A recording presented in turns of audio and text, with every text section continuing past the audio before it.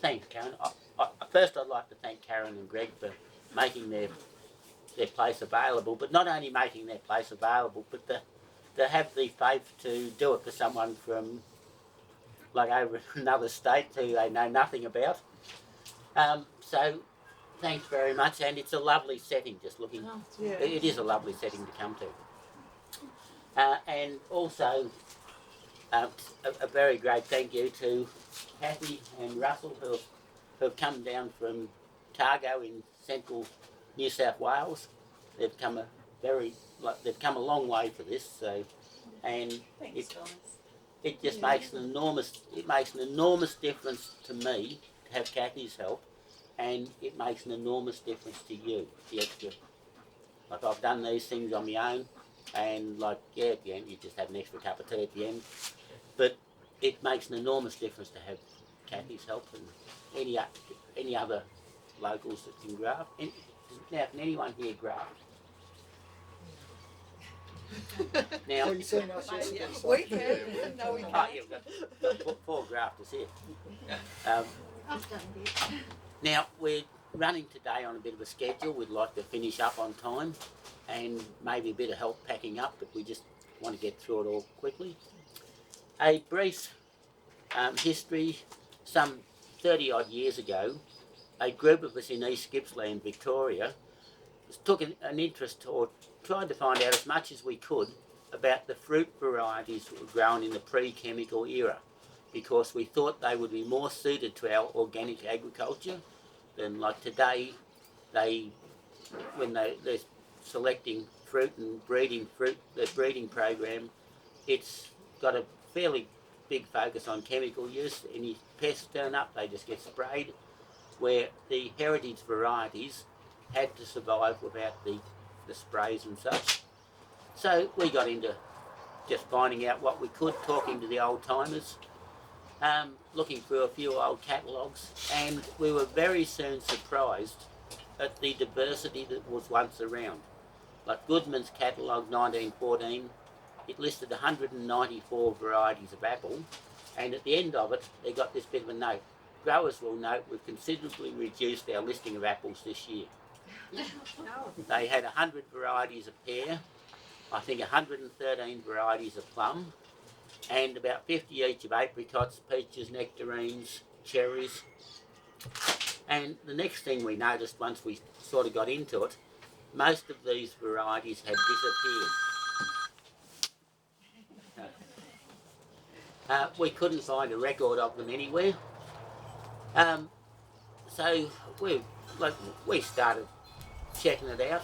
First we thought that the best had just stood the test of time, but we talked to the old timers and they just said, no, you can't get apples like you used to, you can't get plums like you used to, the flavour's not as good.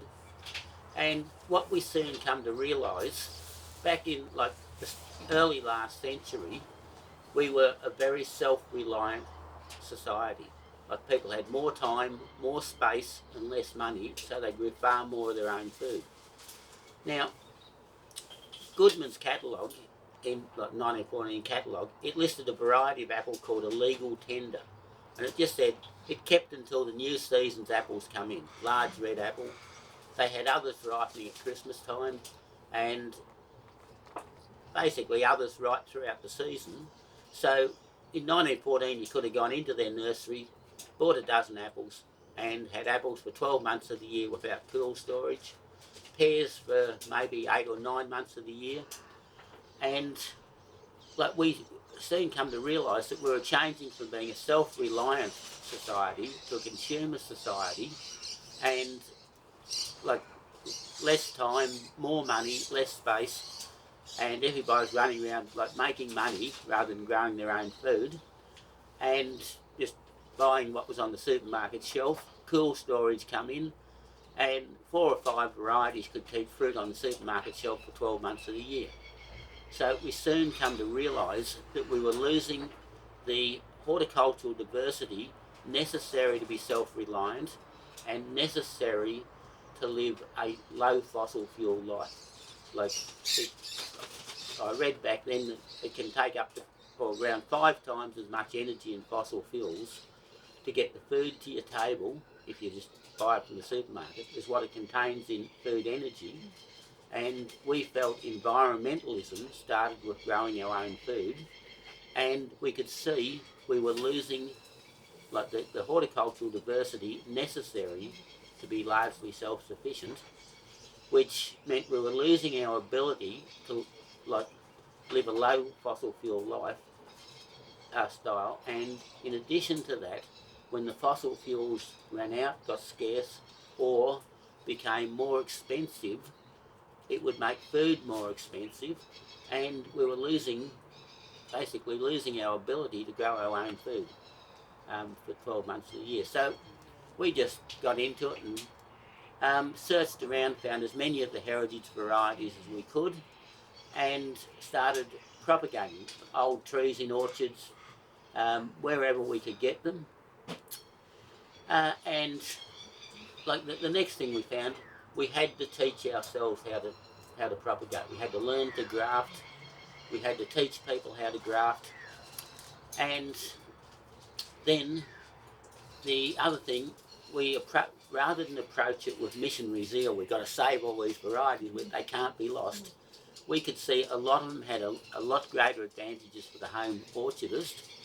So how we approached it was we would find out as much about them as we could, and then encourage people to like tap into the diversity that we had, and basically grow their orchards from the heritage varieties. We would teach them how to graft as we were doing it. They could go home and multi-graft their own trees. They could get a lot greater production from their patch, and in the process they were maintaining the heritage varieties. We've been doing that for 30 odd years, and we thought it was about time. Everybody told me what a fantastic place Tassie was. So what do? You come over here and spread the word and tour around, and while you're doing it, we're just going to share what we've learned over the years with you today.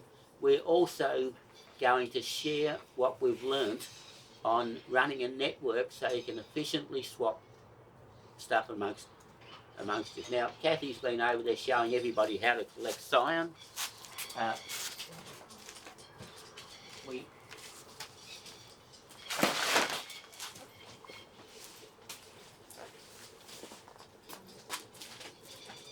like to standardise everything into the 18 by 15 or whatever they are sandwich bags. The reason for that is we can roll these up, a lot of these up, and we can put an enormous number of different varieties into an Engel fridge if anyone's travelling around, or we can store them however you're travelling around. If we standardise them, then we can store them and share them very easy. And if we standardise them, we can share them amongst the different groups very easy, because we probably had over 20 grafting days around the state in Victoria this year. So people can just come along with their sandwich bags. They can take half a dozen scion out of here, they can take it back to their grafting day, and if they've got 3 or 4 sticks left, they can mail it on to the next one. How long do they last once you've cut them? Now, some of these have been dipped in paraffin wax, molten paraffin wax either end. They've been misted with a trigger pack, if we've got one handy.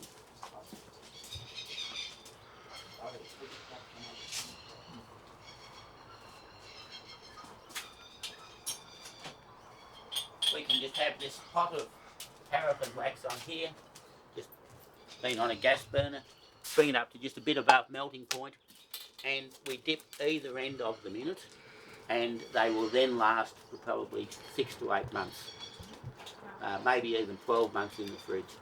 My brother's got some that he took last year that he reckons he can graft this year because he just got a bit busy. We write on it, if this was an apple, we would write apple on the top. If it was a cider apple, we would write cider apple on the top. Cooking apple, otherwise just apple.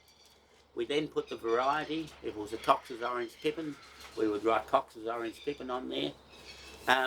People may wish to put a few notes like good early juicy sweet apple or whatever, and then you put your 3 initials on there. That's just so we can trace where everything goes. We then just give it a bit of a mist with these, not a lot of water, and we don't fully seal them, take them about 2/3 of the way across, and then we can roll up a big roll of them and get the air out of them. So we've standardised our scion collection. We have standardised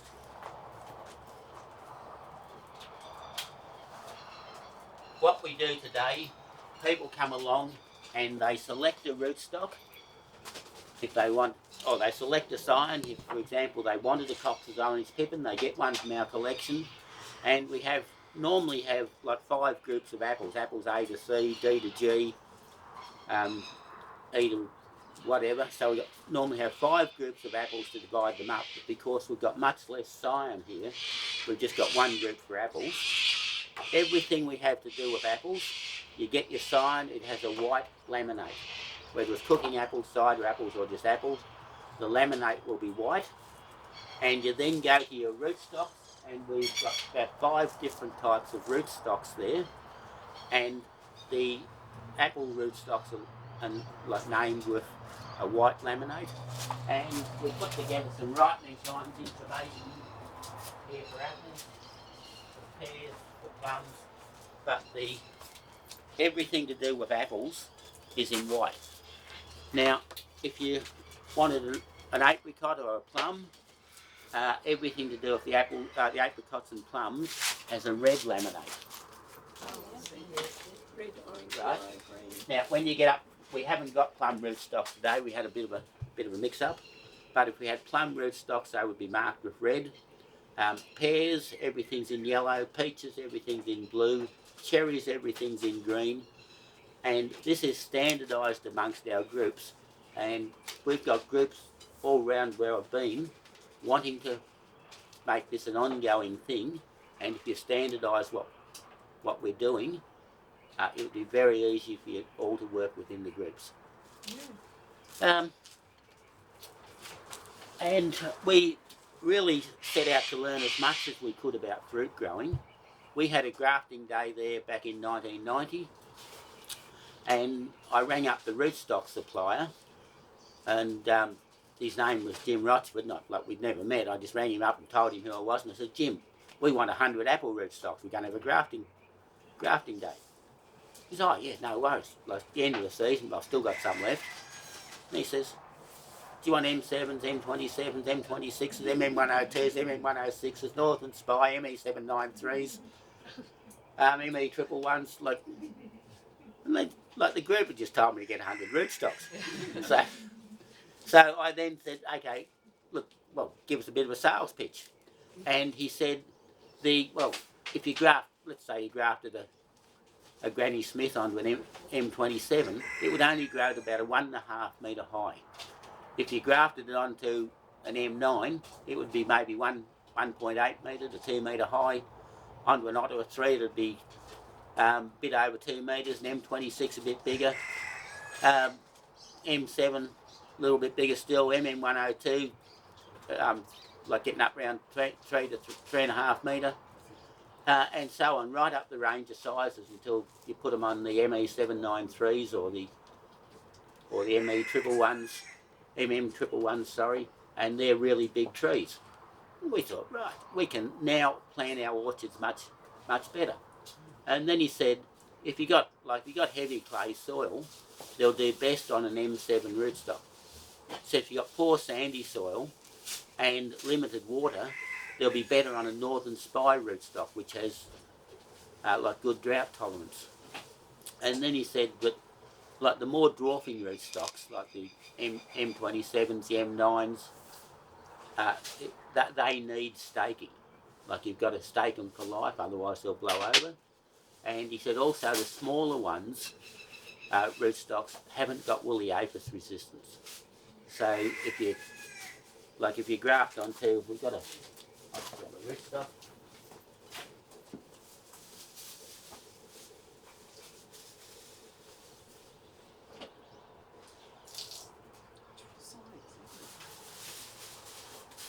Now, Now, this is an MM106 apple rootstock. If I grafted a piece of Granny Smith onto that, Granny Smith is very susceptible to woolly aphids. So the woolly aphids, they live on up here all year and they breed and carry on. In winter, they have to hibernate on the roots. Now, they can't live on the roots of this. They can't live on the roots of the Northern Spy, the MM102s. So a lot of the rootstocks that we have will give you resistance to woolly aphids just through the choice of the rootstock. So we very soon found that not only were we giving the people the advantages of the heritage varieties, where people come in, they you'd have someone come in and said, "Oh, my grandmother says snow apples are just the best apple she's ever eaten, and we can't find them anywhere." Well, they'd go out walk out the gate with a grafted snow apple, ear to ear smile. But not only that, we could put it on a woolly aphis resistant rootstock for them. Or if they only had a very small backyard, we could put them on an M27 or an M9 which didn't have woolly aphis resistance, but they could put it in their suburban backyard very easy. And as time went on, we had to learn more, or we just being inquisitive, we learnt more. Now, the M9 and the M27 rootstocks, they both needed staking. They didn't have woolly aphis resistance, but they were beautiful dwarf trees. So we found out that you could get a piece of M9 rootstock, and you could do what we call a dwarfing interstem. This here is an MM102, I think. I'll just check. That's an MM106 rootstock, the same as that one. This here is a piece of the dwarfing apple rootstock, the M9. Right, now, on the M9, it will grow to maybe 1.8 metre high. On the woolly aphis resistance MM106, it will grow to about at least 3 metre high. Now, putting this bit of what we call the dwarfing interstem in there will probably bring the height of it back to 2 metre. Doesn't need staking, has woolly aphis resistance, much hardier, better drought tolerance. But you can't go down to the nursery and ask for one of these and they'll just look at you funny and say, "What?" So first we had to learn to graft, and then we started pushing everything to the limits we could. And we soon found that we were able to teach people how to design their orchards for much better results, and just basically get a lot more out of their orchards. Any questions? Yeah. Have you written a book or something? Like this is fantastic, but I know at the end of the day we're all going to be going, We got we're Andy not. here. Yeah, we got That's get why a it's got copy the of his But video. oh yeah, I think you should do a book so you can go and reference all this, or put this rootstock to this interstem Yeah. and whatever, Can always ask or the properties, Now- just a catalogue. Yeah. How many people here are on the Heritage and Rare Fruit Network Facebook group? Yep. So there's a few people that aren't. Look, you can go on, and Petra was at about 8:15 this morning. You were on our Facebook group. Yes, I was. Yes. I jumped on this morning. Look, I'd rather read books than write them. Yeah.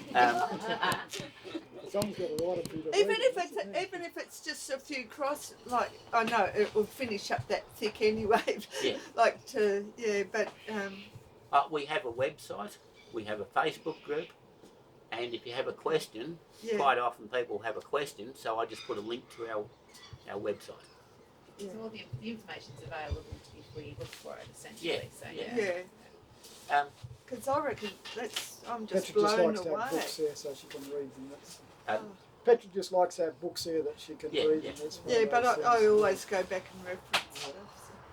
Okay, now we were really dedicated to like preserving the diversity, and Tasmania down here, I just drive around. There are a lot of old orchards, and talking to people, there are a lot of really interesting trees in the old orchards, and we hope that we can set up groups down here, or that you can set up groups down here, and just work amongst yourselves, and well, just draw on our experience and knowledge, share the knowledge that's in here.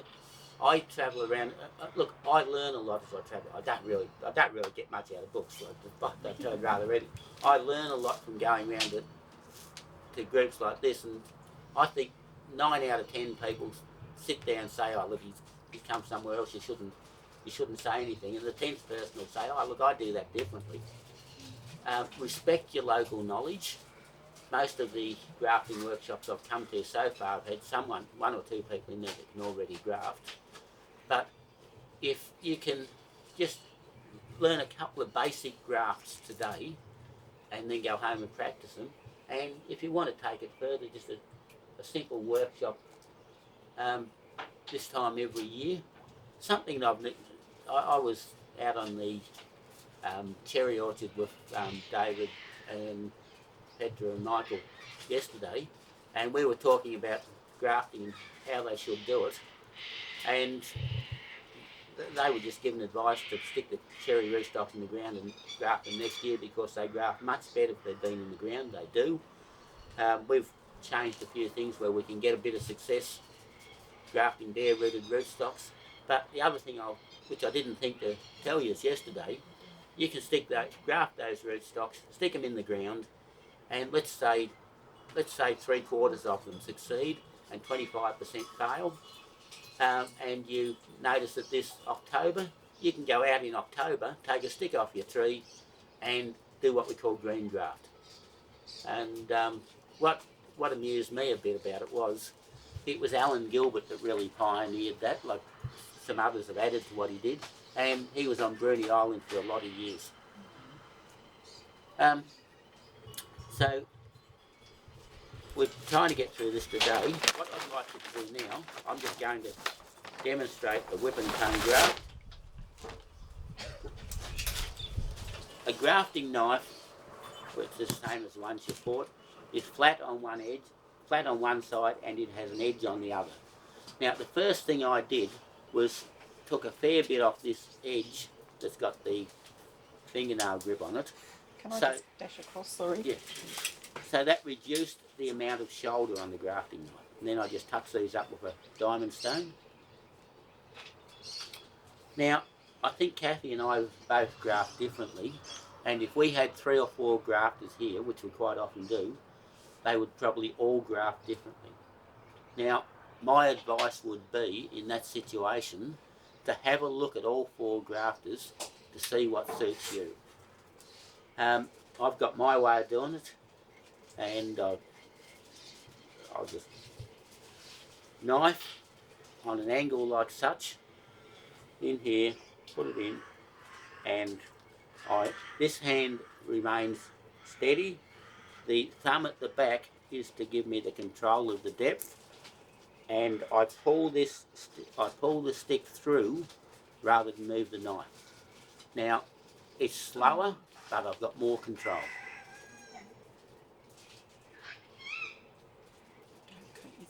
Oh, you stop talking. Stop talking. Is any of that any good or not? Here. Too little? That piece there is graftable if you have to from there to there. Okay. And take the leaves off. Take the leaves off back to about there. Okay. Or, take the leaves off back to about there. Something I should have emphasised too. I've got some more. It's really interesting because now I'm a bit more acquainted with Now, someone out. before I do anything, this is just a bit of willow for practice, so you can't wrap me over the knuckles too hard. I sterilise everything in 70% alcohol. Now, before I take any sign off the trees, I sterilise my secateurs in 70% alcohol. Now, we've been using straight metho up till recently, which is 95% alcohol. But if you put 20% water in it, you get around 70% alcohol, and you get better penetration of the cell wall of the bacteria and fungi. So I've sterilised my knife, I've done a cut like such. Now, just in from the edge, you'll note a colour change. It's greeny on the outside, that's the phloem. It is white on the inside, that's the xylem. Now, where the colour changes, that's the cambium layer. The cambium layer isn't the green outside, the cambium layer is where it changes from green to white. Now, in that whole cross section, the cambium layer is the only part where the cells are capable of dividing. It's the only part capable of growth and healing. The cells in the xylem inside can't divide. And the cells in the phloem or the bark outside also can't divide. So the growth is just in that very short section. So if I'm matching the two up, I have to match the cambium layer up on one with the cambium layer up on the other.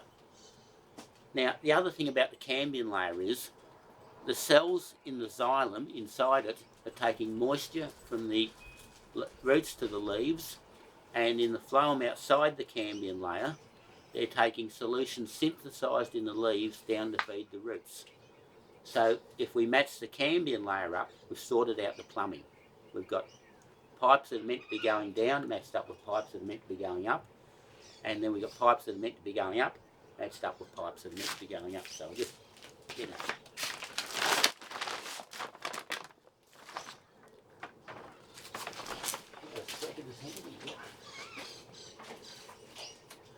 Now, in a minute I'm just going to whack two bits together, but what I would like to get across to you is, I don't want you to just come and have a go at this, cut it in, whack it together like I'm doing and ask me what I think. I want you just to practice doing those single cuts through until you get that to a reasonable standard. Now I'll pass that around so you can see the colour change. It's not exactly this, is it? I think.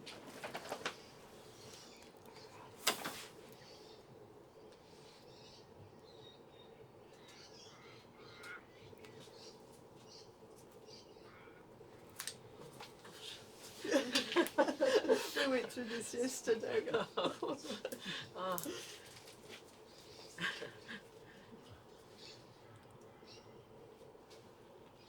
Just see. You're less likely to cut your finger, aren't you? Right, now next, the other thing I want you to watch, I'm putting a nick down here, just a little bit above centre. I want you to watch, look, see where my thumbs are. My thumbs are together at the top. My fingers are together at the bottom. So I can put a nick a little bit above centre. I can put a nick in like such with no risk whatever of cutting myself. I see people doing it like this. Well, yeah, look, I've got band-aids over there.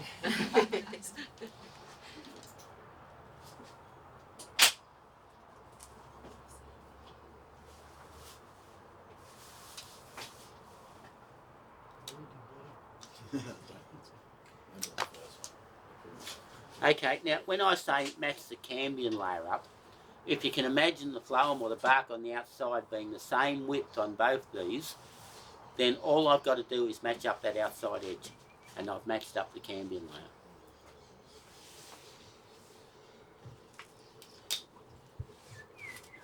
That's how you do different thicknesses. You have to have it on the side. Yes, I have matched up the cambium layer, and as such, I've sorted out the plumbing. I've got the pipes going up, that's matching up. I've got the pipes going down, matching up, and I've matched up the only section where the cells can divide so they can grow together. It can be on the one side like that. It doesn't have to be both sides. No. Look, So what happens to the exposed side? Like, does that just... well, you've covered it in tape. Okay. I'm going to cover that in tape. Wouldn't there'd be an air gap in between the tape when you do tape it because of the... You know what I'm saying? Like, Yeah, I know what you're saying. yeah. Well, look, If they stopped working, I'd look for a reason why. Yeah, yeah. If they work, I'd worry about something else, I suppose. So as long as they're mainly covered, it doesn't have to be 100% airtight. As long as it's tight together and as I'm much going as to make that airtight. Okay. But if it wasn't quite, that bit might like callus over. Yeah. Like if there's 3 molecules of air, you mean? Yeah. I think Neil will make it airtight. I reckon. yeah. My bets are on Neil. I'm thinking about me. How weak is that portion eventually when everything is done? When it grows Does over. it kind of Oh, look, a in, weak point? in a couple of years' time, quite often you can't even see where it is. Like, you're wanting to take sign off a tree and you're trying to work out where the graft is. Sometimes it's there, like a changing colour in the bark. But certainly not weak. Trying to say is when it's thin You to can the thick graft one, hair you onto match apple the and vice outside, versa. so you've got And with a few exceptions of varieties, it will Yeah. grow away, he's going to but in a show year us or in two, a it minute, he'll put very tape likely on breaks it. off at the graft unit. Wasn't me. Wasn't me. It was him. It was him. Can you put it together? He's already done it. There. Well, you blamed on me anyway.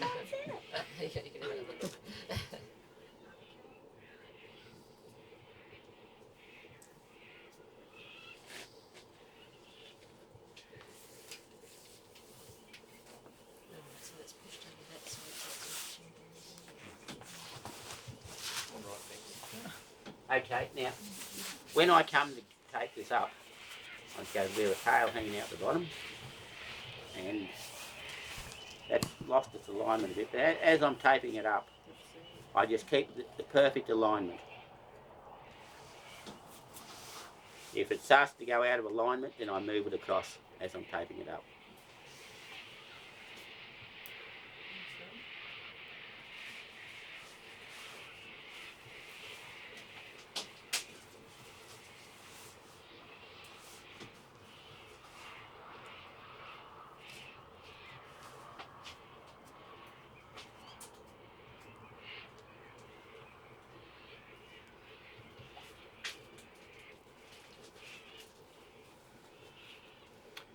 Any left-handers amongst us here today? Do we have two? I've got one left-handed grafting now. I'll back that to be fairly airtight enough.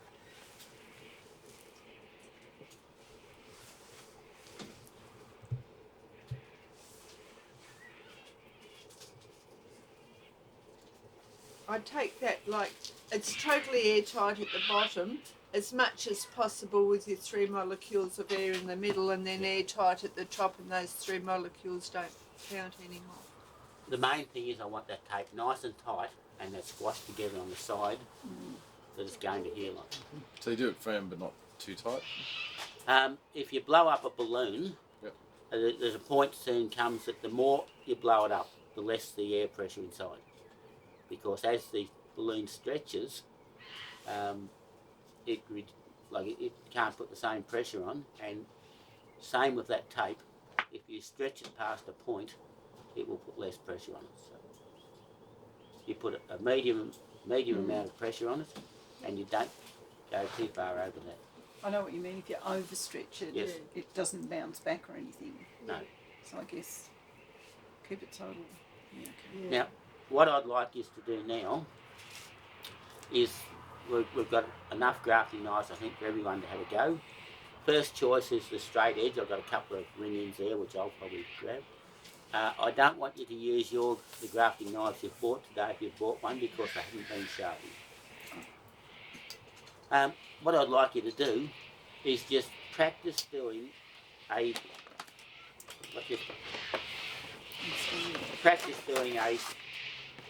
like a nice diagonal cut, I'll call it.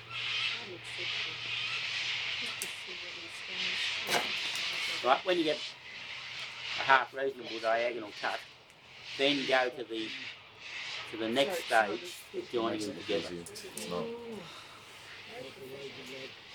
Sheds the bees. Mine were the two ranges. Go really low. Yeah. Or that goes under. I had the sharp and trying to pepper yesterday.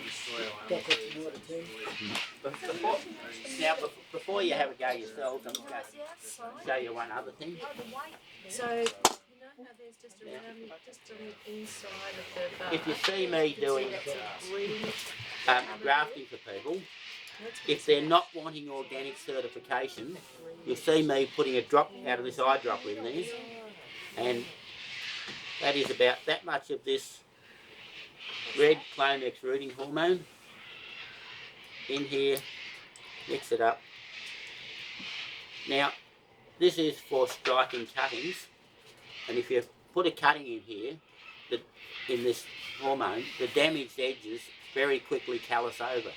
Now, when I put that on the graft union, the same callusing process is a healing process with the grafting, and it allows you to what I refer to as layerizing. It will allow you to get much better results with things like this. Now, people have been grafting, I think the Persians were grafting apples maybe 6,000 years ago, and they didn't have a mitre pen to go in and buy that Clonex, but they were just probably putting a shorter stick on. If you want to do ones like this, you'll get much better results if you use the rooting hormone. So what did you mix with that? That is water up to about here, And a little bit of... and just a bit in the stem of the eyedropper. Okay. So, Is that the same as the purple one, Neil? I've got one the- at home. It's a purple one. Yeah, if you, now the purple one is 3 grams per litre of the active. Yeah. That is 8 grams per litre of the active. Okay. And they're both the same price. Yeah. So you use 2.5 times more of the purple one than you do Okay. of that one. All right. How long will that diluted solution will last? That diluted solution, I make one up every couple of days, but I don't know how long it will last. Okay. I've never. It's a sort of hard thing to. You probably need more control conditions, and I've got to determine that. But you keep that in the fridge. You keep the red bottle in the fridge, and I make these up at least once a week. But if I have a lot of my workshops, I could be grafting 200 fruit trees, so I'll make one up every day just because I don't know. And Neil, you said if you don't want to be organic, what has that got in there that you would not want? Like, what does it do to it Look, if you don't? Well, I like to be organic, but yes. like I can't really see the big picture of that. if you want organic certification, Yeah. now as far as I'm concerned, sticking this on, it's going to have no effect whatever in 3 years' time when the tree's fruiting. If you're organic, I think you can just go down the nursery and buy some plum trees and stick them in and get organic certification, and the cuttings to grow those plum trees were dipped in that stuff. Yeah. But if I use this stuff, and But in reality, like certification aside, it's not going to really put anything nasty in your tree, like for your own personal use. If you, I don't believe so. and well, just the last thing, if you were saying wanting to be certified organic, you do your graft, you take your chances, you just do your graft and don't put anything on it. Look, that's a process I've developed myself, Yeah. and I was grafting for 15 years before I did it very successfully. Yeah. And I would say you are more successful if you do that. And there's What about diluted honey? right, using honey. Diluted honey. First thing is, don't allow any to be exposed to bees. You put honey on here, you tape it up, and it squirts a little drop of honey at the bottom. A bee flies along, he sucks that up, he takes it back to his hive. It could have American foul brood spores in it, among other things. It is illegal to expose honey to bees, so if you're going to use honey, be very, very careful. Does it work though? I don't know. Okay. I mean, because I think we've got the local bee people on Bruny Island. If that works and you use the local bees, it's not going to hurt anything. Yeah, the local honey. Yeah. I'll stick with this. So, but look, I don't know. I know that works. Yeah. So, When it comes down to it, honey's probably more expensive than that anyway, Yeah. especially Bruny Island honey. Right, let us know if it works. Yeah.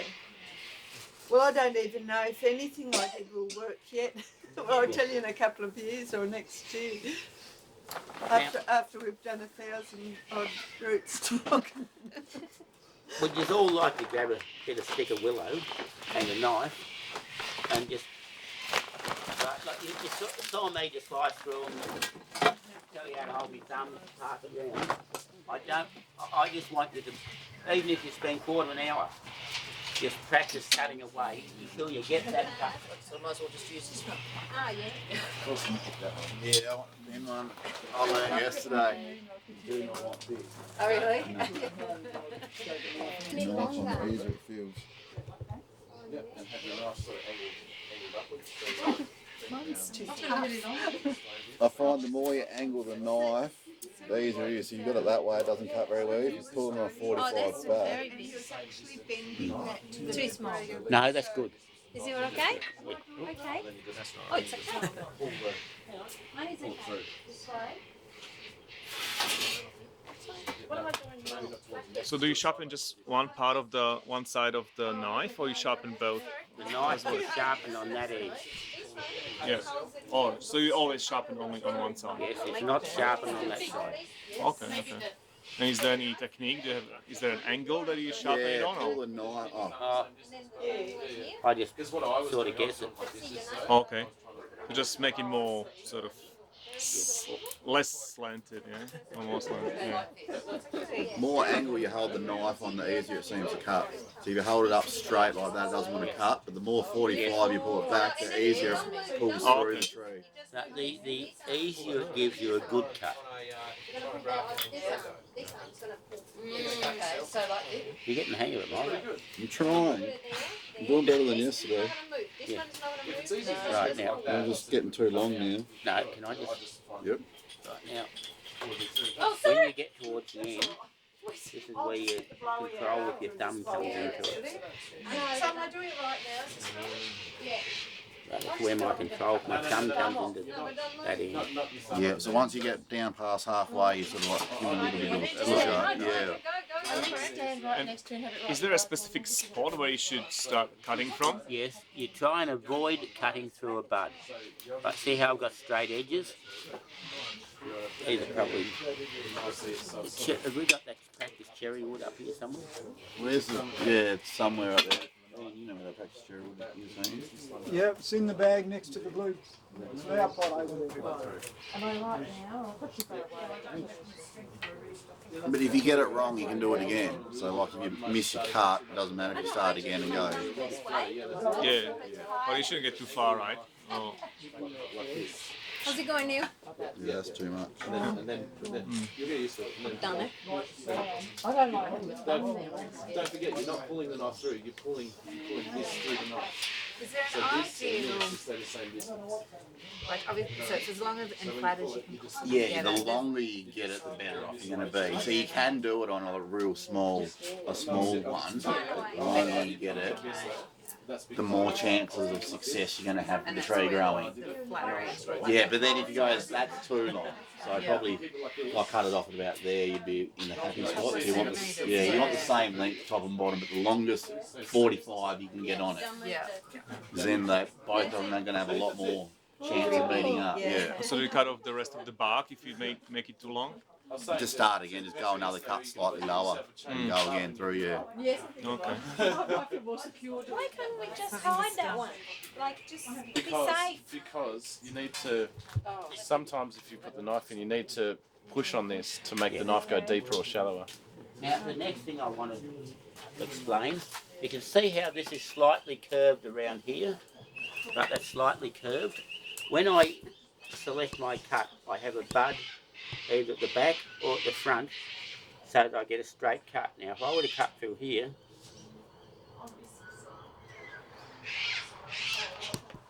can see I've got the bud here, and that isn't a really good straight edge, so I avoid cutting through a bud. I have the bud at the back or the front. I cut around, and I get a much better cut.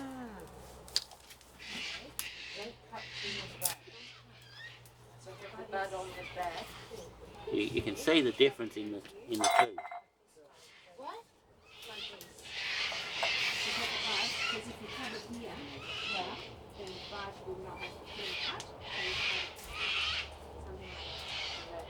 Okay, Gavin. Right. You're not getting the good control of your thumb here. Yeah, me too. I think now, like yesterday, I thought there's no way we're going to do this, but I think now, like it's. I've got my thumb giving me the control here. And I have the bud on the back, so that you don't cut through it on the back of it. Alright, so you push Right. fairly hard against it. Are you going to top? Happy? Oh, I was happy yesterday. The other thing there too, you've just got that bud in a bit the wrong place. Like I've come further up here, and then you get a flat cut through without that taking away your straight edge. Is there a problem if it ends up like that? So it's not doesn't go slanted all the way to the bark, but it just cut off like that? Is there a? I'd like it like a rounded edge on here. Mm-hmm. There's every chance it'll still take, but you just. We don't. So I've now got a rounded edge here, bit short. I'd like it a bit longer, but it's just a better edge to match up the canyon layer. So what to watch for? How do we know it's wrong? How do you know it's wrong? Yeah.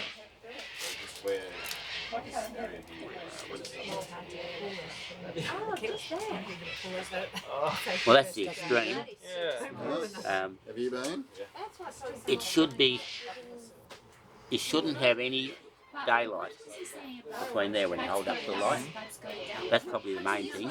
And nice, straight, even edges around the side. All he's saying Some.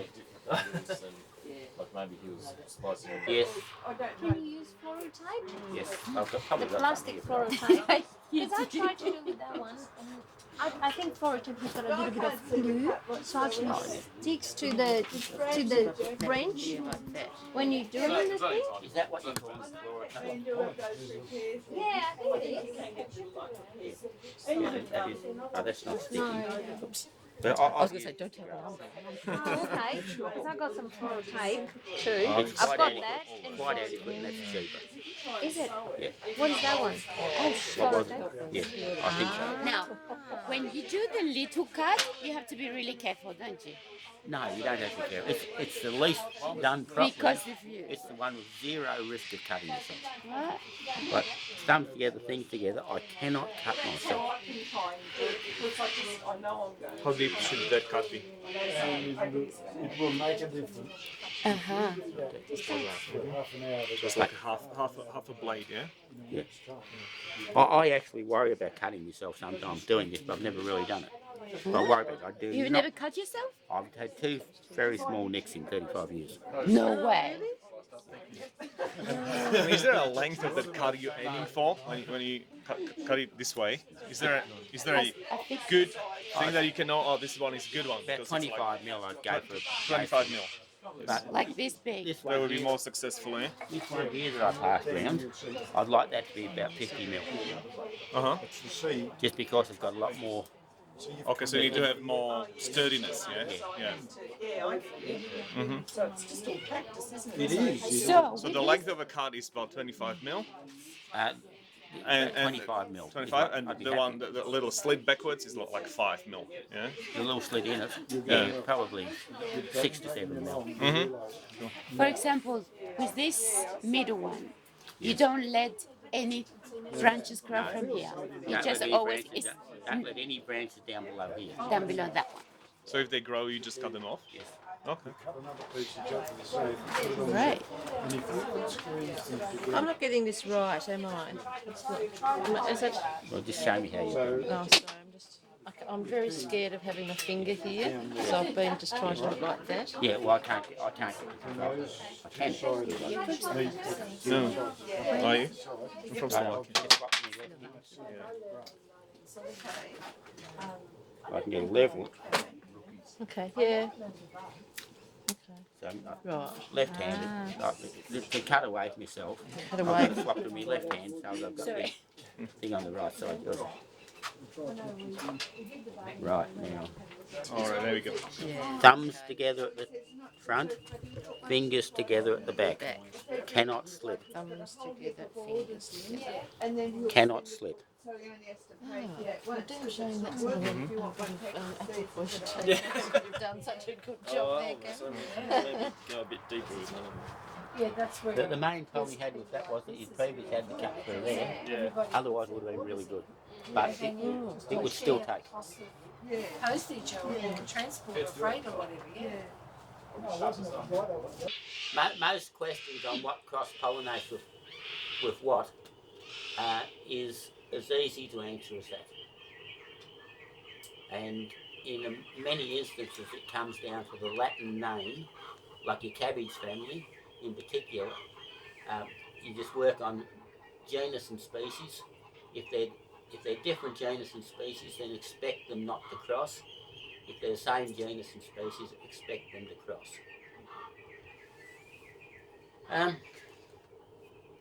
Now, I was meant to do a bit of a talk on growing edible mushrooms. It's one of those things that hasn't gone as quite according to plan.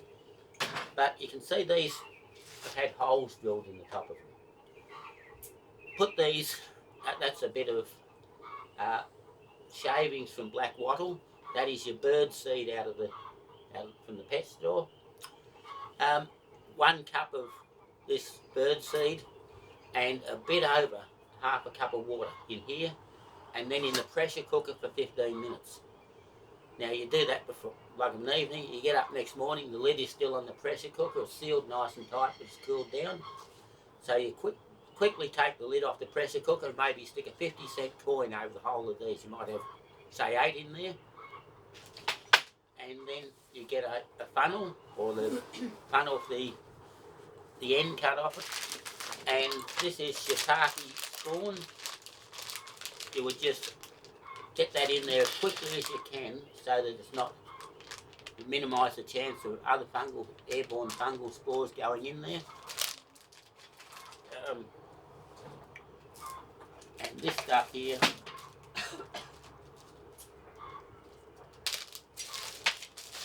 this stuff here is a bit of stuff you get from the chemist.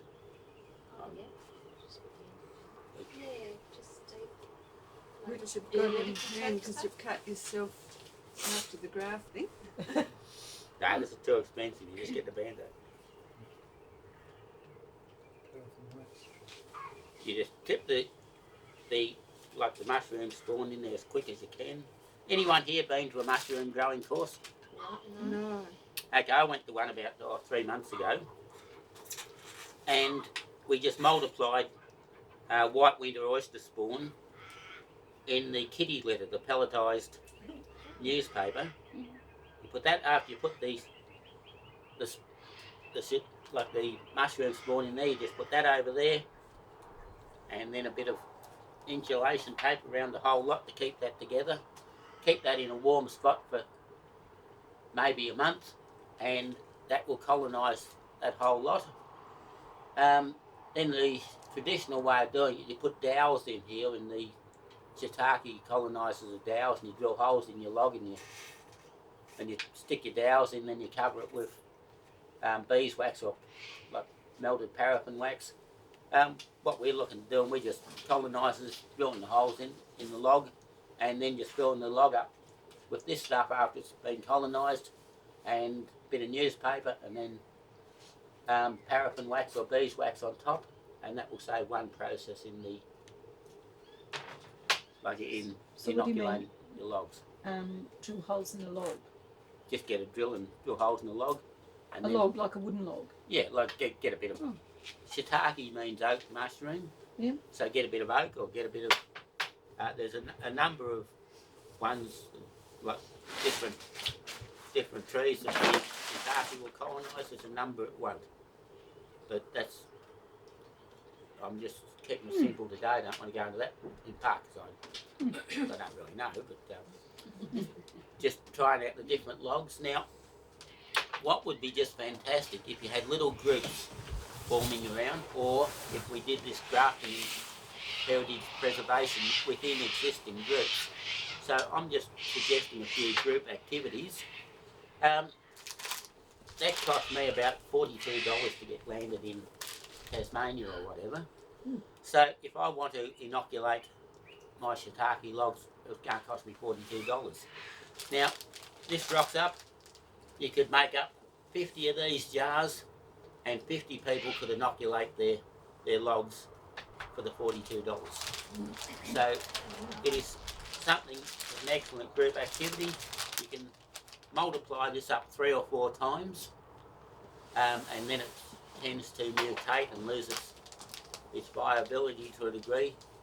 However, let's say if we inoculated this and like the shiitake went right through that, you'd probably get enough to inoculate 1 log and enough left over to make up 2 more jars. So you can inoculate your log if you had a group that met every second month or something. Everybody could make up 1 or 2 of these jars. You'd probably enough in there to make up 50 jars. So if you've got 20 members, people can take two jars home. You could. And when you say inoculate the log, is it an old decomposing log? No. Ideally, about cut off a live tree about a fortnight after you cut off the tree. Oh, righto. So that was the ideal, I would think. Okay, so you can multiply this. You can multiply this at least 3 times. So people take 2 jars home. They drill their holes in their log. They inoculate their log. They make up another 2 jars, and they stick 1 in the fridge. Now that 1 in the fridge will last for 6 months. 6 months later, you've multiplied. You'll probably last longer than that. 6 months later, you've multiplied the other lot 3 times and starting to lose their viability. You've only multiplied this once. So you could probably keep it going for 12 or 18 months within your group from your one original purchase. And how long does it take until the jar is ready to be put in the... You'll see it when it's gone all fully white, yeah. white. It's just, it's visibly obvious. Okay. So when will the mushrooms appear on the log then? Look, there's... I'm not sure the time frame. I've only got to this. I've only successfully multiplied it in there. I've just been too busy, and then 3 months ago I just got overloaded with preparing for this for one. Is there an optimum temperature as well for? It varies with the one, but I think it varies with the different types of edible fungi you're growing. I think around 24 degrees would be okay. I was intending multiplying 1. Last workshop I went to, the first 2 workshops, I've just had these sterilised in the pressure cooker and people have gone home with them. I've just been too busy. I went to a mushroom growing workshop. It cost me $100, I think. And we went home with a heap of the kitty litter, the newspaper, like pelletised newspaper, and the fellow rocked up with similar to this, what you see here, and mixed it up about 10 to 1 in the kitty litter and sent us home with 1 of these bags with holes poked in the side. We had 2. We had 1 for fruiting mushrooms and 1 to multiply. So we went home with these, and like maybe a month later, I've got mushrooms popping out of mine. And I had the other one I could multiply once again in kitty litter.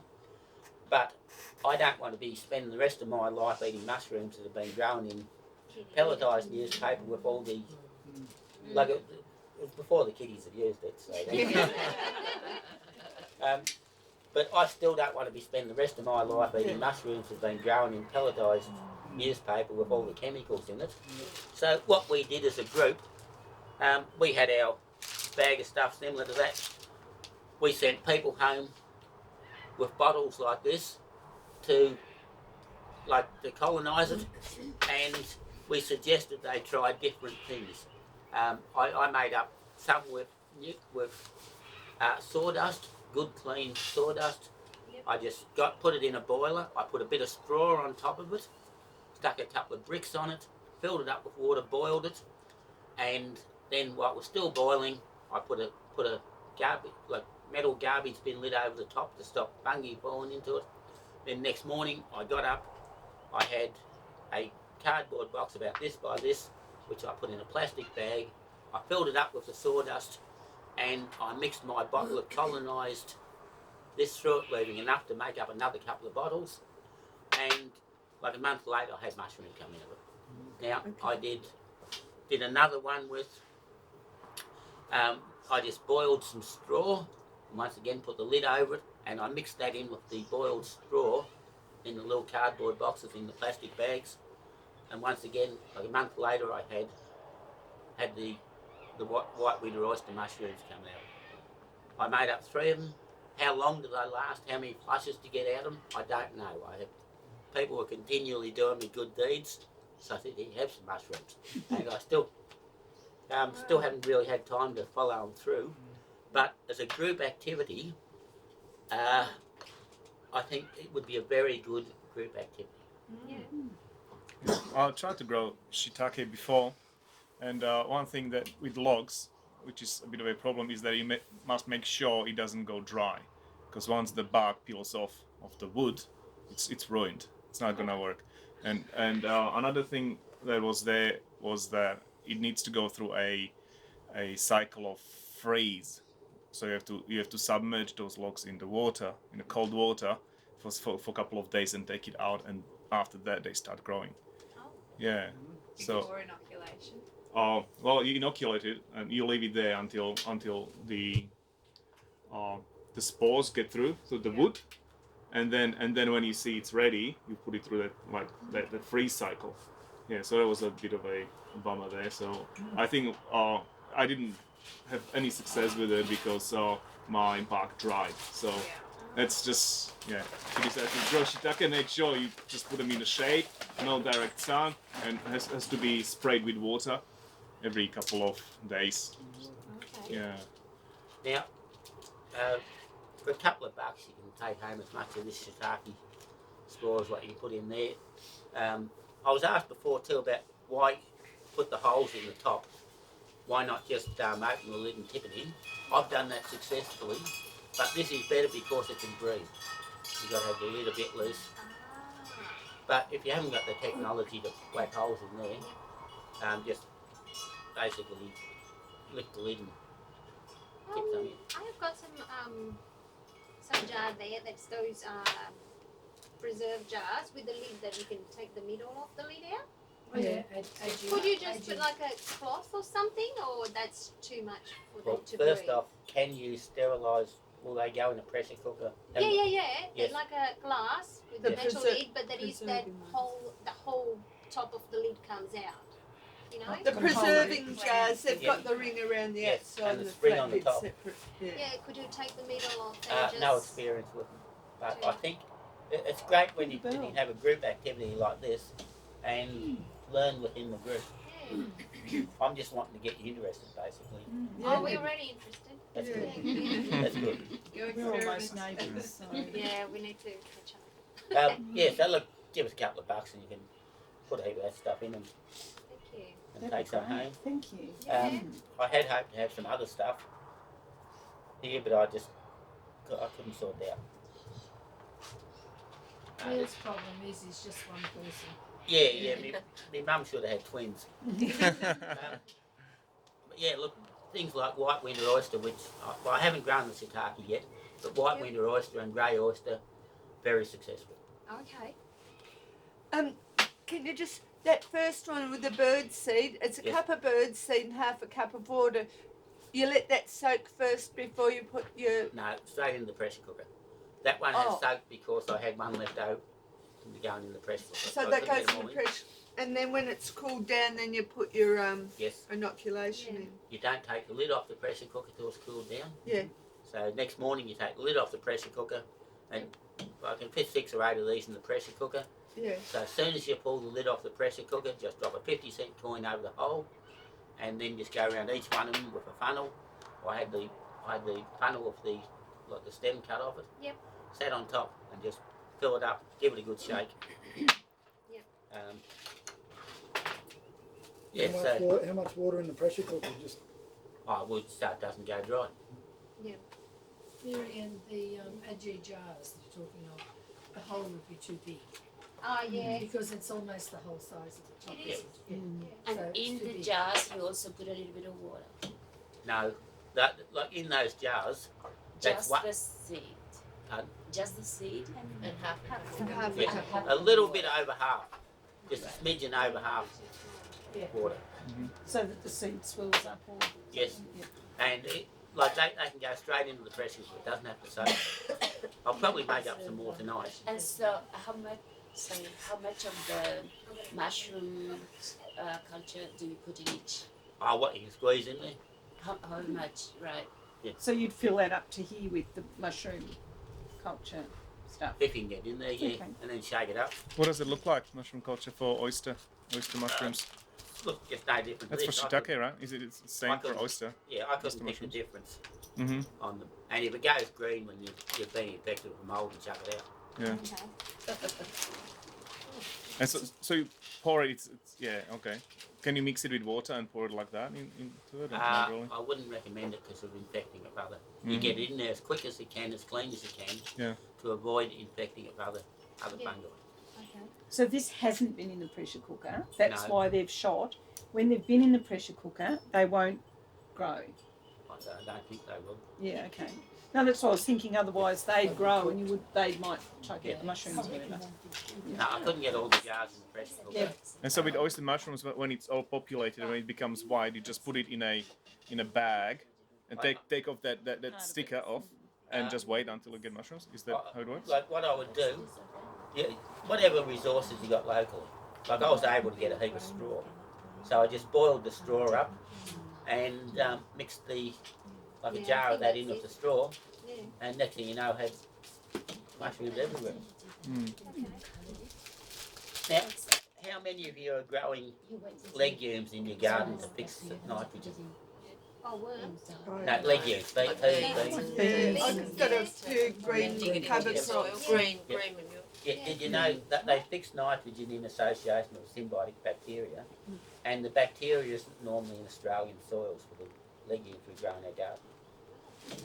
So what you want to do is you want to get this. This is a bacteria you inoculate your seed with.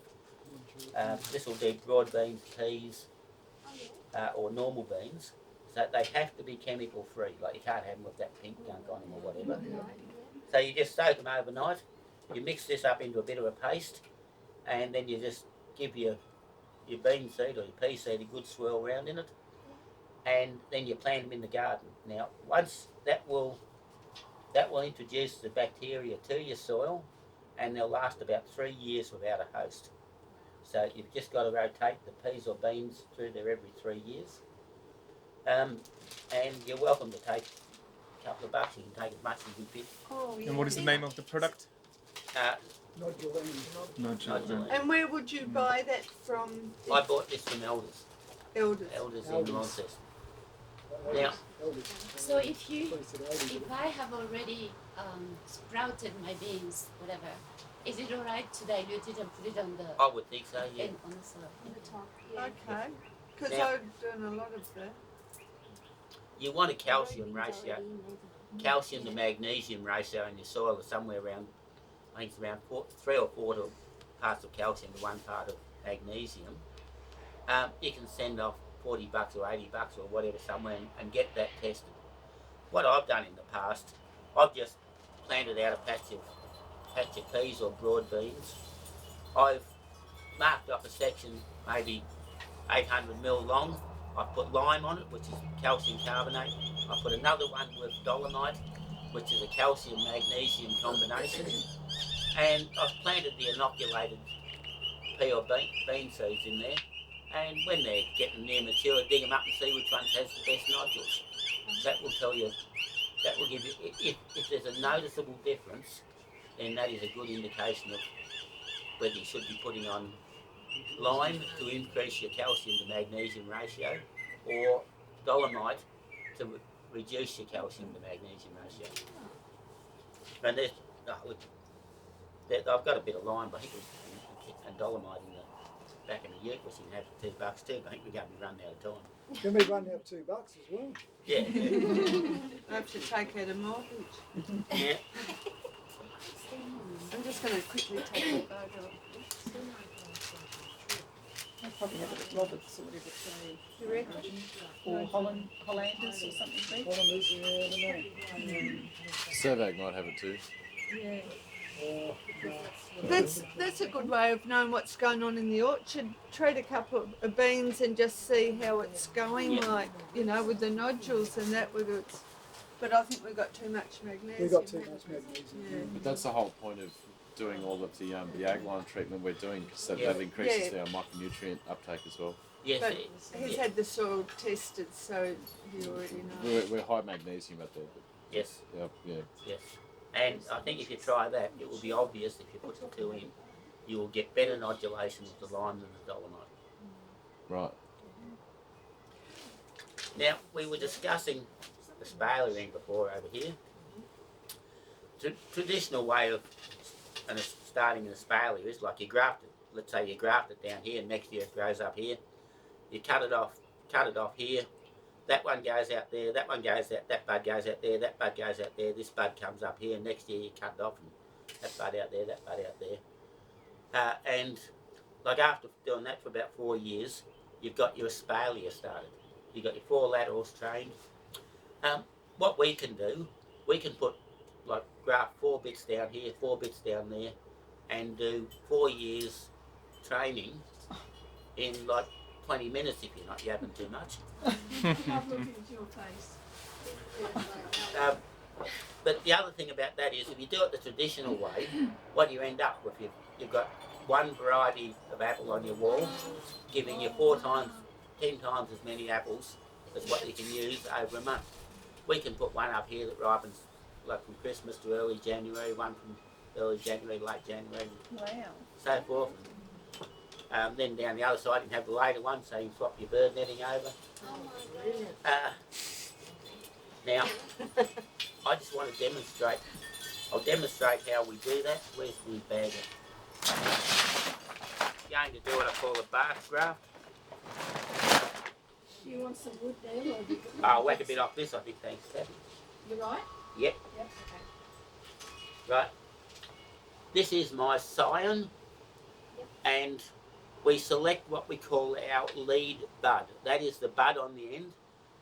I've got a terminal bud there. If I graft that on, it's just going to go up to the sky. We want it to go out. So I'm going to call that one there my lead bud. I'll just mark him. Now, on the opposite side to my lead bud, I put a long cut.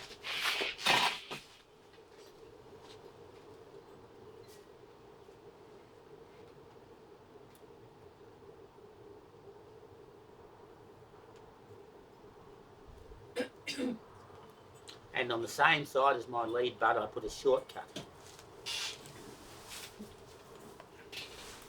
And on here, I'm going to put trim that off there.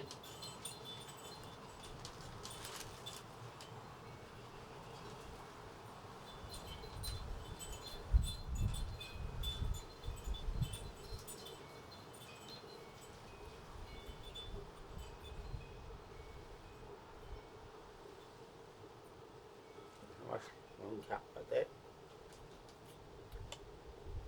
Gonna put a dollop of your magic potion on it. If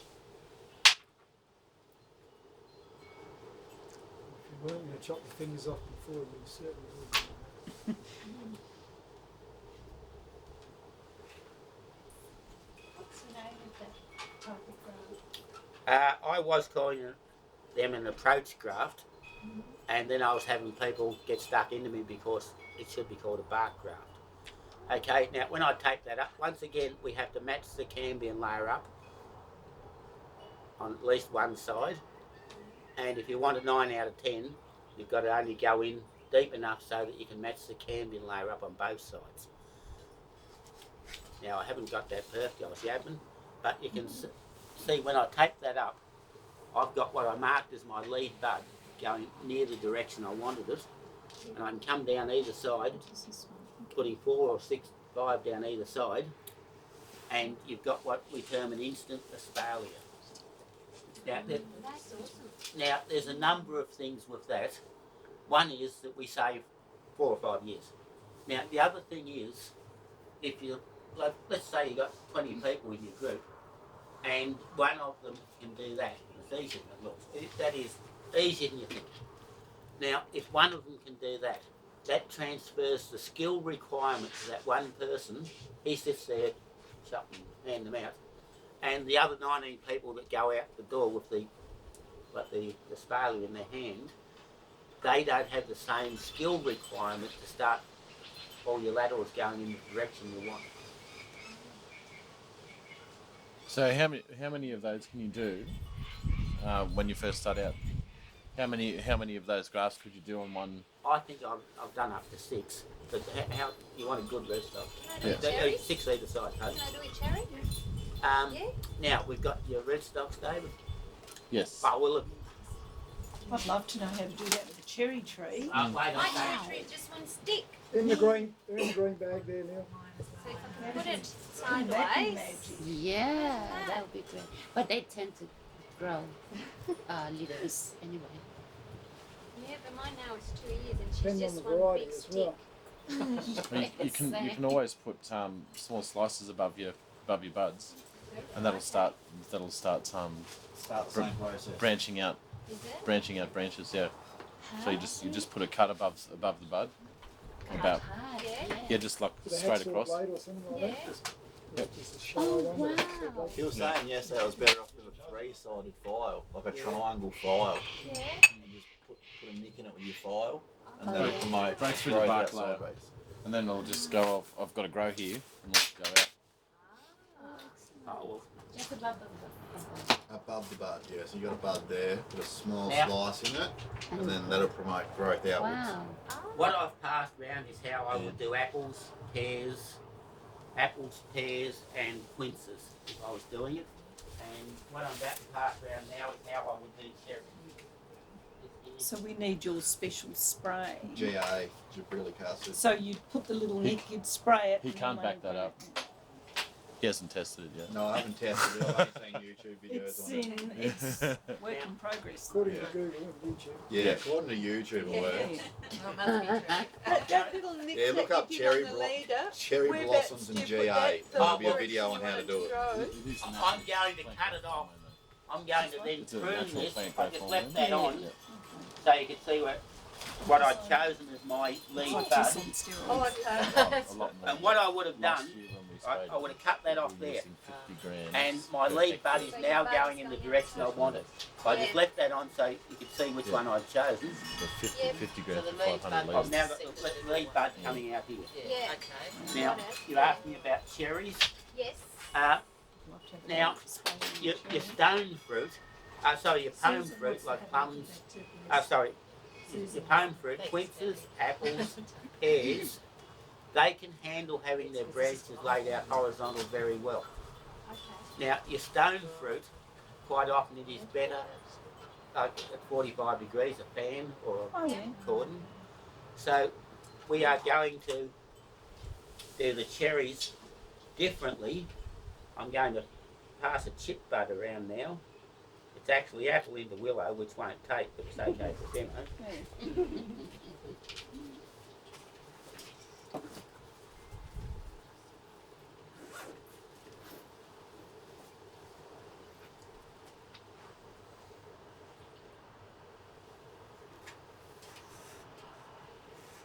These are easier to do than those bark grafts. Once again, matching up the cambium layer. And if I was, now, you have to have conditions better to do cherries this way Yeah. than what you do with like apples that way. And when you do get the right conditions, they come out simply superb, beautifully shaped. Okay. Mm.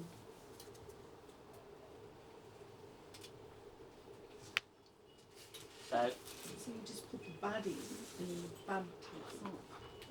Yeah. Yeah. now, like, I'm giving a bit of thought to selling ready-made cordon cherries. Oh yes. Now, I have had success with Mazzard rootstock. This is stallion rootstock. Just like 4 chip buds down this side, 4 chip buds down that side, Yeah. with cherries, bare rooted in the ground. Now, if I was doing these stallion, they're not as that they don't take as readily as the Mazzard. I would put small rootstocks in this year, and probably put my 4 chip buds down next year. I may even leave them a year in the soil with the stallion, but like Mazzard, I think I can put chip buds in straight away.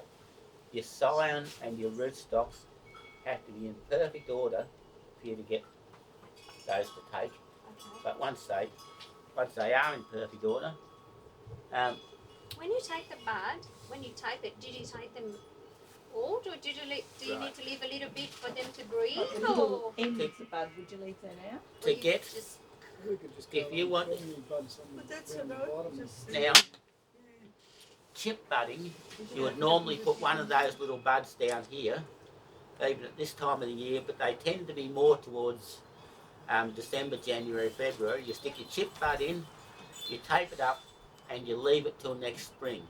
Next spring you cut it off here, just above the bud. Yeah. It thinks it's been pruned, so it shoots. Now, you can do that with most, if not all, of your like deciduous fruit trees. But with cherries, because they've got a more pronounced bud, you can actually put 4 down here, 4 down here, and you don't have to prune it. You can get them to sprout without cutting off above the bud.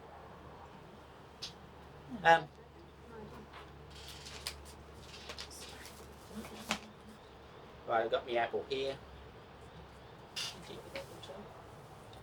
You can chip bud apple, but But it's not as successful as the other one, yes, yes. is it? So you're just essentially cutting out the section where a bud is and then replacing it with a different one. yes. Well, no, it's not on a bud. I would be, yeah, I'd be then. No, he just cut a bud off then. So cut a I'll bud be off then that putting one, it and in. he puts it onto the rootstock or whatever he's grafting onto. You're not cutting one bud out. You're just putting a bud where there wasn't a bud. I'm putting a Oh. bud where there was not a bud. Okay. Ah. That's what I was wondering. Yeah. Yeah, so there's no bud there. Nicking Oh, no that. bud. No bud. Now there is. Now there is a bud. Yeah. Okay. Now, the books, the demonstrations I've seen, they've put a flat cut across the bud there, angle it as much as you can, and it goes in much better. But that's harder to do than the other one you showed us first of all. This is easier to do than a whip and tongue graft. I've never seen anyone cut their fingers doing this. Huge. That's what I'm using. The whip and tongue is the hardest of all. So you, if you Yeah. can master the whip and tongue, this is But easy. is the whip and tongue a better, if you can master it, is that a superior method, the whip and tongue, to do it? Well, it depends what you're doing. I think the more options you've got, Yeah, the more you can do better. yeah. Now, if I wanted a multi-graft espalier apple, I would do whip and tongue grafts. I'd do those bark grafts on the side. If I wanted a multi-graft cordon cherry, I can also do those bark grafts, the same as I did pass around first with the apple, but I can get a much better shaped tree. Looks much better if I do it with chip buds. If I was doing it for myself, it wouldn't matter. If I was selling them, then they just look so much better doing it with chip buds. It is harder to get the same percentage, like the higher percentage take. I would have used the rooting hormone on here. I would have budded this up like such, taped it up like such, Are you using budding tape there or grafting tape? grafting tape. Yep. Totally cover the. And that'll Is there a still. difference between budding tape and grafting? Well, I thought there Oh, was. sorry. Budding, There is. the budding tape that grows Oh. through. Whereas the So grafting what tape- happens is. Budding tape is what you put over the end and Yeah, it but- grows up through But that he's putting tape. that grafting over the So the bud can still grow through that. He takes Neil? that tape off. Now, I'm going to pass this round in 2 stages. Yep. It's a bit of a rough tape up. I didn't have much to hang on to. That's okay. It's not really okay, but anyway, it'll do for Oh, so you Good spread it purpose over of the this. whole. Oh, so you've left a little space for the I've bud to left go through. space for the For the bud to bud to grow come through. Right. And see. if I'm I've not got worried an, about that space filling up with water or anything like that. no, now I've got an embossed tape here which is softer than the tape I used for that. If I'd used the embossed tape on that, it would have looked better. Now this stuff here is what we call buddy tape. That's B-U-D-D-Y. B-U-D-D-Y. Buddy. And that's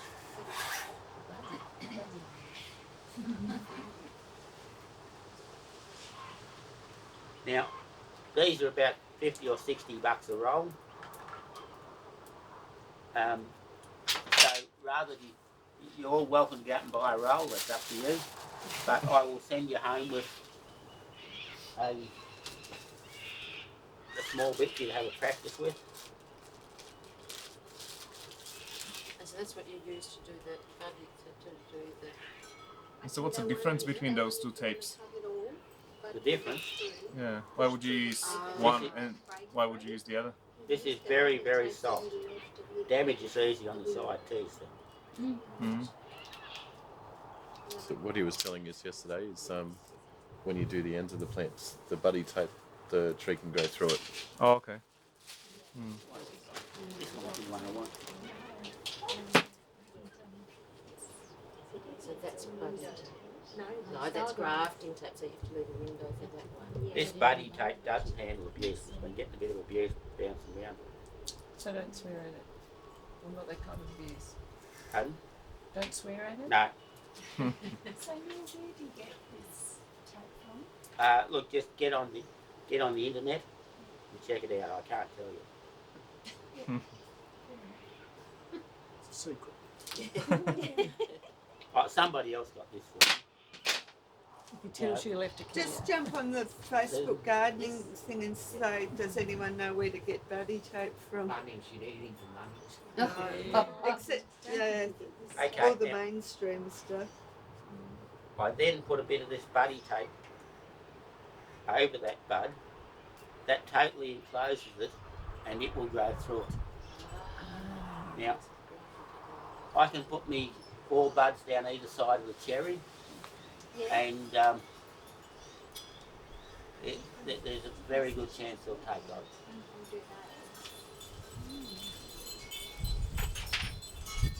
And the only reason you don't use all buddy tape is because it's too expensive. No, too soft. I can't get So the other pressure. stuff holds it together and that lets it go through. Okay. The other stuff puts adequate pressure on the To hold it. on the chip bud. Now This one I prepared earlier.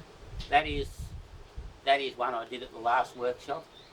They're chip buds in a cherry rootstock, and you could put 4 down either side like that. 4 different varieties down either side. I've done those 2 opposite, and then I had to think about it. I couldn't remember which was which. If I was doing it again, let's say I had 8 different cherry varieties. I would start from the top, and I would swap sides, and I'd put them on in alphabetical order. So if you graft it like that, are they gonna grow sideways rather than up to the top? Because espalier, you want to go sideways, right? Right, now, Yeah. for your stone fruit like cherries, plums, it is better a fan or Oh, okay. cordon. And I use the chip buds give you a perfect cordon. And would be minimal, like, you know, when the tree forms all that kind of band-aid around. Because mine, when I grafted last year, just formed a big crust or something around, protecting itself and didn't expand. That would be less visible, wouldn't it? Because it's just a little bud. Like that, yeah, that looks, they look really neat. Neat. Yeah. you need your rootstock and your scion in perfect order. Yep. For those chip buds to take without cutting off above the bud. Okay.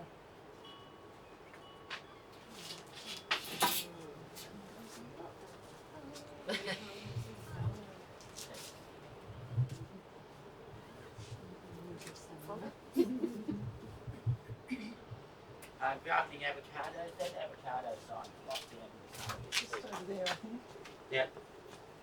These are yours, Karen? Yep. What do you want on it? What type of avocado? One of each. There's You got choices. words in bacon there. Words and I bacon. think I've got a bacon one Right. that we bought. Is that bacon? I think, yeah, so maybe the other one. Words.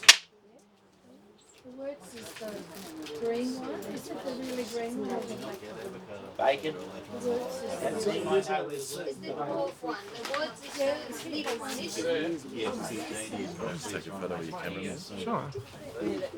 I'll try and check these It out. throws down here probably, although the rootstock Now, last workshop, I grafted an avocado for somebody, and we normally charge $2 a scion, and if I graft it for you, this is your additional trees to your freebie. Normally charge $2 if you're not going to graft it yourself. Grafted an avocado for somebody, and somebody asked me afterwards, oh, why didn't you charge her? Well, long time here, I thought it was going to die. Well, I'm not a total rip-off. So for your rootstock, you've obviously used an avocado. Can you use a shepherd or a hass down here, or do you have to have something that will grow down here? You can use any avocado as a rootstock. Now, growing from the Zutano, I think they're better able to handle some of the pathogens in the soil, like the root rots and that to get. I think the Zutano is the best. Now, I should have my camera. Could you Oh, do right. the bud grafting? It's just over. oh, Could you? Greg, near with it. so what you want some more chip buds? No, could you do the bud graft in the avocado, like the little one? Yeah. Now, I grafted about 8 with a mate before I left the mainland. He needs to propagate a heap of avocados, and he wasn't having any success. So I said, I'll show him what we're doing. And he then said, how do you reckon chip buds would go? And we both said that our intuition favoured chip buds for avocado. No one else was doing it. Now, we're doing it. We did a couple of chip buds. He did a couple, I did a couple. I think I did one, he did a couple. So we're just seeing how they go. I would expect they'll very likely do well. Now, Do well. it's the wrong time of year to be grafting avocados, and I think that is largely because it's hard to get actively growing rootstocks this time of year. First avocados I grafted was about 25 years ago, and on the last Friday in July we had a grafting workshop back in Melbourne, and never grafted an avocado before in my life, but unbeknown to me, just 2 people just rocked up with avocados in pots, and each avocado pot in one hand, a stick of avocado in the other. Says, can you graft these? Yeah, of course I can. Will it live? No idea. And one was actively growing, and the other was looking a bit like this, like not actively growing. And I said, well, look, I think that one's got a good chance. I don't like the chances of that one. And I caught up with him again next year. I said, how did the avocados go? That one lived, that one didn't. Now, these need to be more actively growing than this with the way we've been doing it in the past. However, we've come up with a few new things in the last 12 to 18 months. What is the best time of year to graft, like in general? Probably October, November through to mid-February. Is that across for everything? Yeah, I think that one is a bed. There you go. So when you say actively growing, it's got the little buds coming up the stem. It's more juicy looking than this one. Okay. Is that from a tree? But is that for everything, from cherries to everything? No, that's for evergreens. Oh, for Citrus, evergreens. avocados. What about stone fruit? No, they want to be either dormant or actively grown. Okay. So spring or winter. You could be grafting your cherries any time from now through till February. Till February. Actively growing wood. Anyway, this looked a bit better, so I've lost half the excuse for failure. Now, if I'd had my wits about me. Strong sun and it'll be dark when you come there. Yeah. Would you mind this one? Yeah, Would it be that's okay? alright. Thank you very much. Yeah. Yeah. Because of the sun, you know, it will come up dark. My mate Paul Winfield, who's really passionate about his avocados, and he's probably one of the few just amateur gardeners that's been grafting avocados for like 15 years. He got on the internet and started Googling grafting and found out that people were getting better success if they misted the grafting citrus, with 70% alcohol prior to grafting or after they grafted it to kill all the fungal infections. So he tried the same thing with his avocados. He's been going probably around 50%, and straight away he came up to like 70-75% as soon as he started using the alcohol. And then I started doing a few things different. He was grafting about that much on, misting of alcohol, and sticking a little plastic bag over it, one of these little plastic bags, to stop it drying out. Now, I then added to what he was doing, and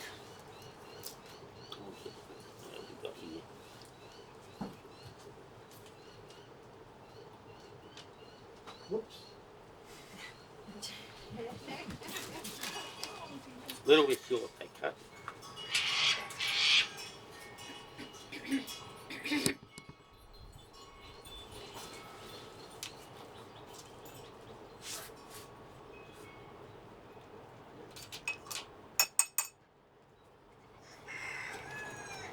Put me whip and tongue in.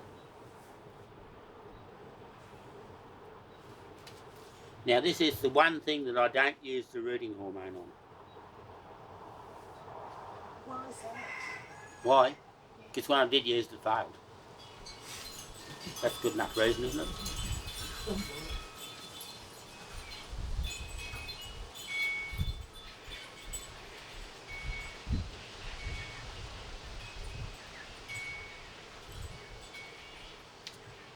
Now, books recommend a cleft or a wedge graft for avocados and not a whip and tongue. Anyone tell me why?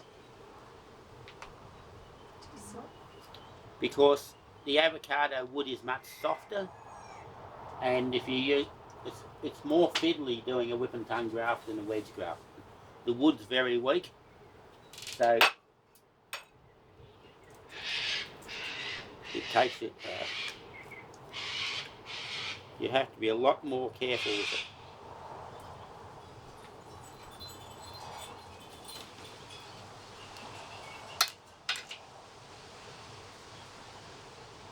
So they say don't use a whip and tongue, but you're going to.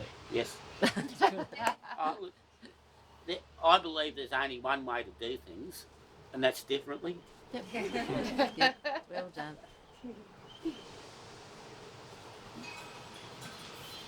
Very fiddly though.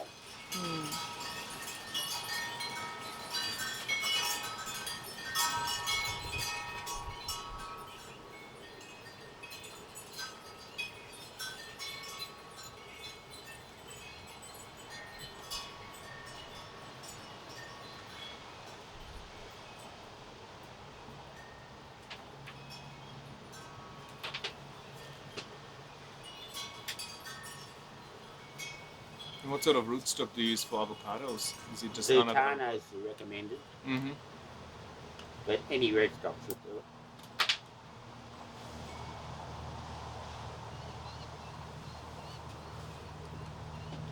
This sign's got to fall off with the number of cameras we've got.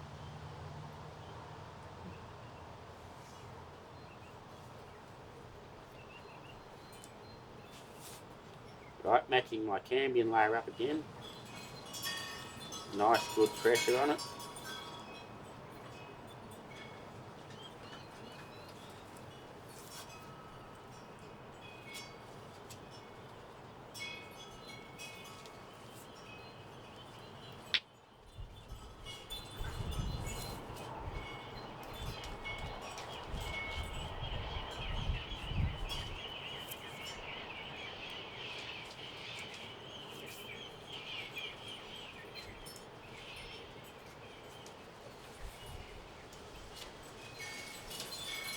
You've only left one bud. That's pretty typical with avocados, is it? Just No, I'm about the only person I think. Well, my mate Paul now come back to one bud. Most people graft it to more buds. Like most people graft them 3 or 4 buds, have a stick about this long on there. But they're not able to graft for the length of season that we've been able to. And when I started doing what I was doing, I said to my mate Paul middle of April, we had a beekeeping field day down there where he lived. And he's got a few bees too. So I said, Paul, bring along a couple of avocado rootstocks to the beekeeping field day and I'll show you how I'm grafting the avocados. He says, oh, well, look, you can show me, but they're not going to take. And I did what I'm doing here. I've been using mastic mainly, but people ask me where you get the mastic, and I don't know where you get the mastic. I got it years ago and can't get any more. So I'm going over to Vaseline. I hope it works. I'll find out sooner or later. But if it does work, anyone can just go into the supermarket and buy Vaseline. And it lasts much, much longer than the mastic I've been using. And what is the purpose of Vaseline? Are you The Vaseline is to seal the end. Mm-hmm. So it doesn't dry, or? It stops it drying. Mm-hmm. He would have lived to 120 if he hadn't had that bloody Vaseline.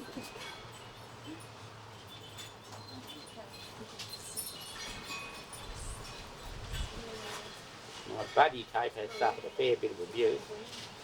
Mm. And what is the care after the plant? We graft it, and what do we do with it then? What's that? Sorry? What's the care of the plant Look after we talk graft it right. Yeah, play music. Yeah. Yeah. Hum a few bars. Yeah. I would give this a gentle nitrogen feed. Keep it warm. Now I've got a bit of this buddy tape which is very soft. I have done this with cling wrap, but this buddy tape is much better. And I put a single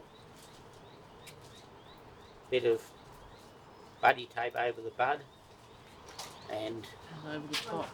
Mm-hmm. oh, wait on. Got yapping. Got yapping. No, I forgot the most important part. A misting with 70% alcohol. This is what Paul come up with.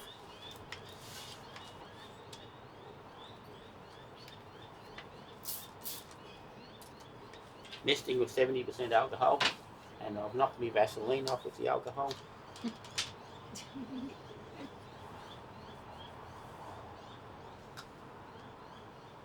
So you're putting the buddy tape over the top as well?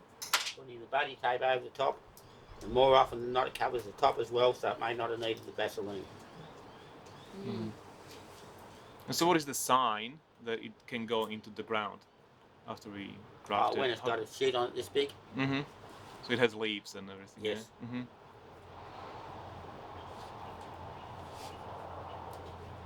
Okay, buddy tape over the bud. Pass it round. Mm-hmm. Perfect. That was a words sign? That was a work, I hope. Words. Mm.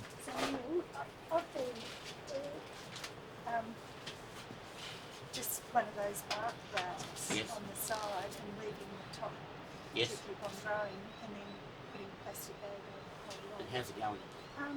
Good, yeah. Okay. Yeah, a bit more than 50% success Yes. rate. But the What problem, time of year? Well, that's the problem. I've either done it too early or too late, and my best success is in late January, early February. Yes. But the problem is that, you know, when you've got the bag over it and you get a really hot sunny day, they do tend to burn. Yeah, So, yeah. I like the idea of the tags. But no, they've been quite good. Yeah. Now, any questions on that? Where do you get rootstock for avocados? You buy an avocado. They eat the avocado, plant the pip. And it's a rootstock that I'm gonna use. Well, that's all we're using. If you can get Zucano avocados, it's probably the best. Okay. Haven't looked for. If they're going to grow like that, they're pretty tough. I said, has some shepherd about all you can buy. I've got some seeds in my Yes. Woolies and cold soil, and I get them from Queensland. Now,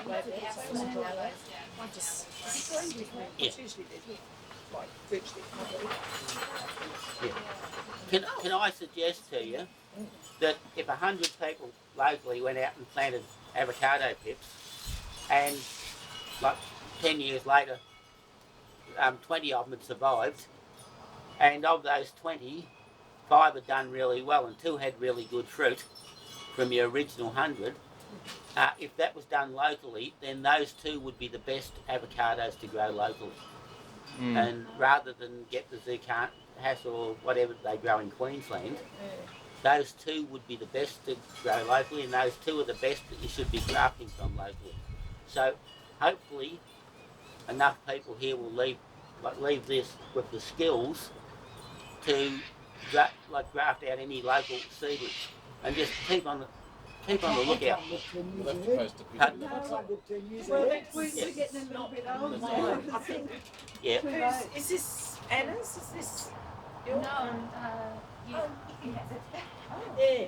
I'll still impose upon you to have a go at grafting one, and we'll put pictures and stuff up. Yeah. We'll So see what happens. what I'm saying is, be on the lookout for locally grown avocado seedlings. We do have a commercial fruit down here, the Avalone Davos. They Yes. sell through harvest and stuff You like can't that. buy any of their plants or anything. No, I No, tried. but you can get their seeds. Like once you've got their avos, you know that they grow well down here. So if you buy their avos, you have their seeds. And I've got some that I've grown. I'm happy to share the rootstock. It's a pity to graft them today. I'll just keep growing them. And anyone who wants some, have some. If we Get got the word. Yes. They're the ones that grow commercially. even though I know it probably won't do any good, but But the bacon is delicious. Oh. Yeah, Karen's saying she doesn't expect it to do any good, like wrong time of year and that. Did you know that pessimists get more pleasant surprises? I'm actually a glass half full girl usually, Yeah. so I think, well, you never know. Sterilise it. It actually might be worth getting together. Yes, that's what I reckon. Yeah. Because as I say, I've got more, and I've got more that I've planted now, so I'll get lots of little trees, and I'm happy to share around, so if anyone wants to. Yeah. Yeah, just three. Well, we'll share, like, at the end, we'll write our emails and stay in touch. And, And like we've got our little Facebook group. yeah. Our little message. We'll have to write down, because I'll forget who we all are. Sorry about that. I'm just grateful that you're You're happy to offer. Sorry? I'm not taking anything to grab. No, Not going to have any crop. I'm honestly, I'm really happy to I did last year. No, the bacon one. look closely Greek. I need to whiz past. Now, Can you do a bud one on this side here or not? yes, I'll do a bud one on the side of another one. Yeah, okay. The bud, like the chip bud, once the sap flows past it, Oh, right. So by me taking the top off here, I've negated the reason for doing chip coat. I'll grab another one in a minute and Yes.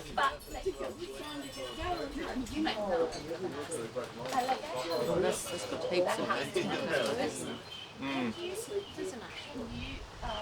Yeah. The other thing was when my mate Paul told we met at the beekeepers field day in the middle of April, so I could show him how to do the avocados. He said, "Yeah, look, you can show me, but it's got no chance." So he brought 2 bits along, brought 2 rootstocks along, and I showed him how I grafted it with the buddy tape, and he said, "Oh, I'll have a go at that." And he put 4 buds on with the buddy tape, and he said he was amazed. Mine lived, and like mine took off well, and his nearly lived. I think if he'd done it to 1 bud, his would have lived. yeah. So it's probably trying to put too much effort into keeping 4 alive. I think so. Yeah. Oh, I might ask you to go on mine then.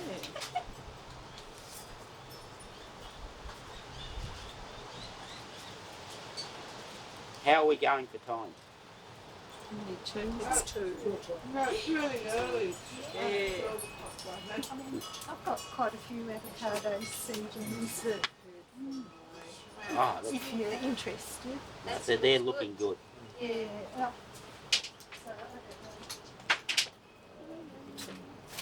This is the sunset there,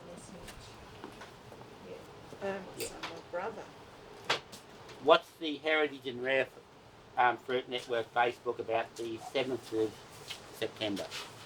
I don't know if people can take these. Oh, what's going to happen then?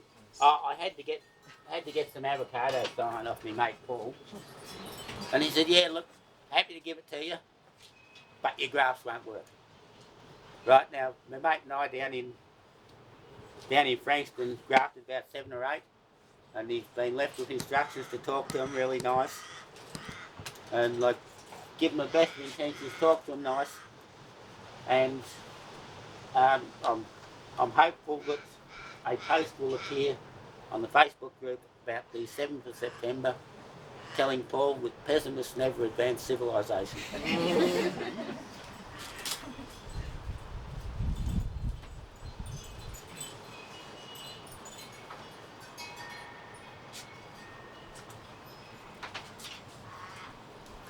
This gives me 70% alcohol.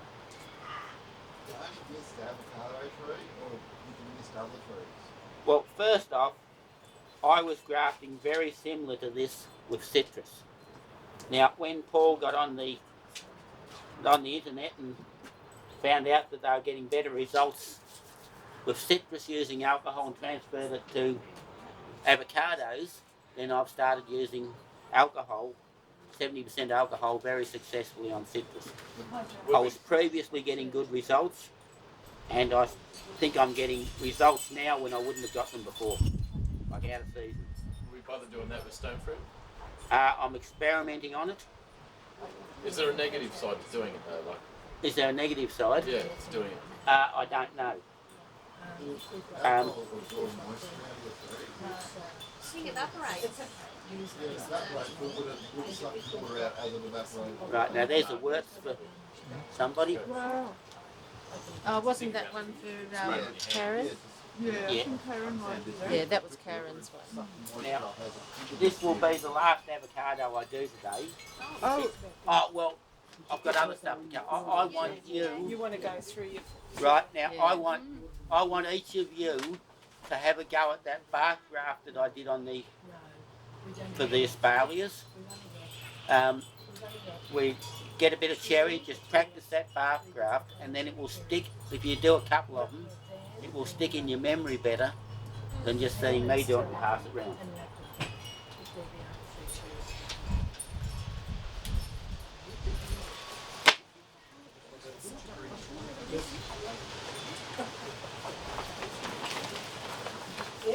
Now,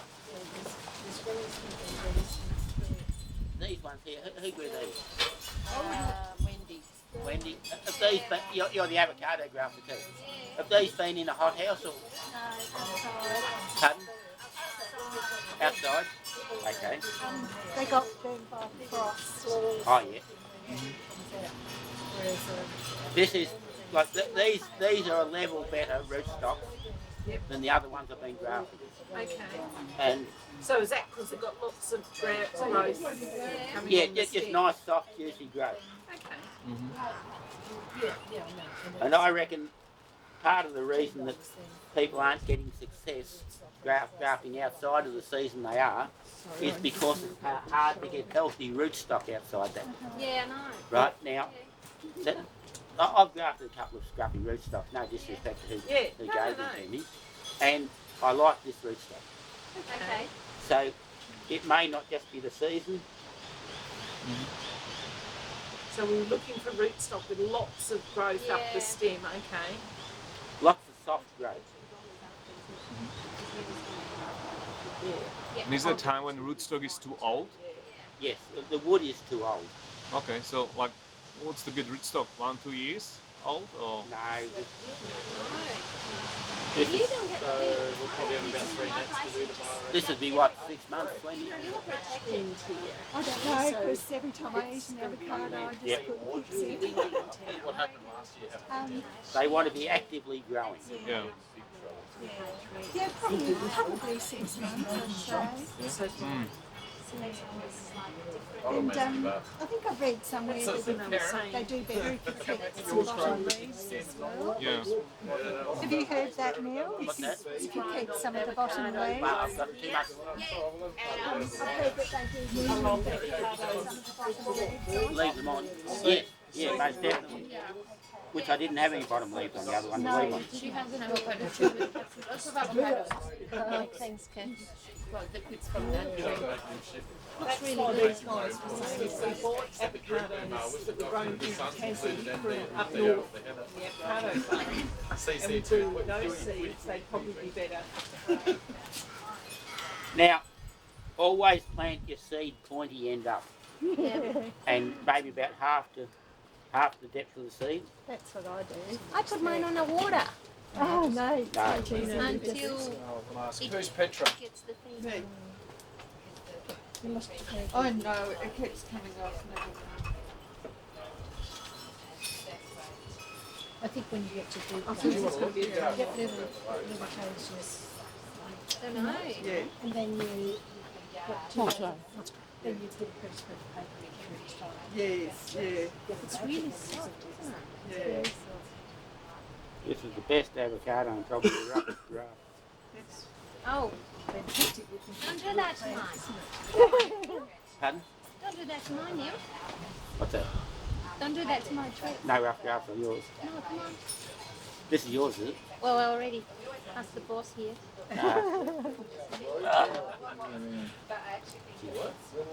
What have you done different? I thought that looks like whip and tongue to me. It is whip and tongue. Oh, I thought you were going to show us the bud. I thought you weren't doing whip and tongue. Okay, so do It's whip just and like a jet lady that changes now. Yeah. Yeah. Very softly. Now, I'm not after that tape. I've got some embossed tape here somewhere. That one, this one here. Yeah. We should form the avocado workshop. Yeah. Do you like using the unembossed one there? Depends what I'm doing. Yeah. No, Especially when she has a I lot of... use the preference for this, You use it in preference. but unless I want something softer. So you can use this from your avocado tree Yes, to grow better yes, yes. Yes. But this season I'm not having avocados because of the Can I just get all past? shock. Just sneak past as well. Sorry. Excuse me. I'm covering everybody, don't I? Sorry. People behind me. This graft turned out half reasonable. I know, I'm just saying we've got 8, but it's not just... Look, stick these on a north-facing windowsill, you know, like in a saucer of water or like a plate of water with the centimetre of water in the bottom of the pot. Yes. I'll put in my living room. Yep. I've got room, I've got Is all that my yours? indoor plants there. Yeah. I got the first one. Did you? Is that the words as well or a bacon on top? Worth. I guess. Grafted all worth. Oh, okay. Because it's much easier So to we buy can bacon work than with. Scion, and we can keep them in the fridge. They might last long enough until it's the best time of the year. No. No? No, fresh is the best. Oh, okay. You can contact me. Oh, yeah. We need your email. So whereabouts are you? It's only that far on the map. Sandy Bay. Yeah, it's in between town and Yeah. Ring. Yeah. So it's Other side. After the bridge. And you have to give me your details. Isn't it? That's the good thing about Hobart. Now, 5 minutes you're down there. 5 minutes So you'll be hosting next year? Oh, you all got it. yeah, there's someone else, like Joe, who we had the first workshop at. She's got Pinkerton and avocado and has avocado. So you've got two that she hasn't got. She's got two that you haven't Between got. us all. I know someone who's got a mature breed as well. Breed, And yep. they're supposed to do well in Tasmania as well. So. So, look, I think I have a reed as well, but it's little. Oh, I bought it like already. And you put your number there. Yeah, we bought. We should. We'll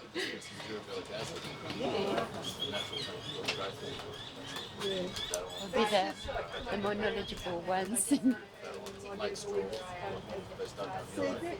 let us know how these go, because I am optimistic about that one in particular. Okay. Like if you Does get she have to cut this? the leaf, no, leave no, on. because it's. Then they're feeding the rest of them. Yeah, and then so this is not going to grow too. If it does, if it puts shoots out there, you cut them off. Yeah, just Yeah. cut them off. Yeah, Okay. just with your fingernail, just Yeah. as they grow. What? What was it in the mouth? And The- what are you looking at when you're getting cyan? What's that? What are you looking at when you're cutting cyan off? The only thing I would like here, see how those leaves have been broken off, Yes. and that one's been cut off. Collecting cyan, I would like them cut like that, And knob. and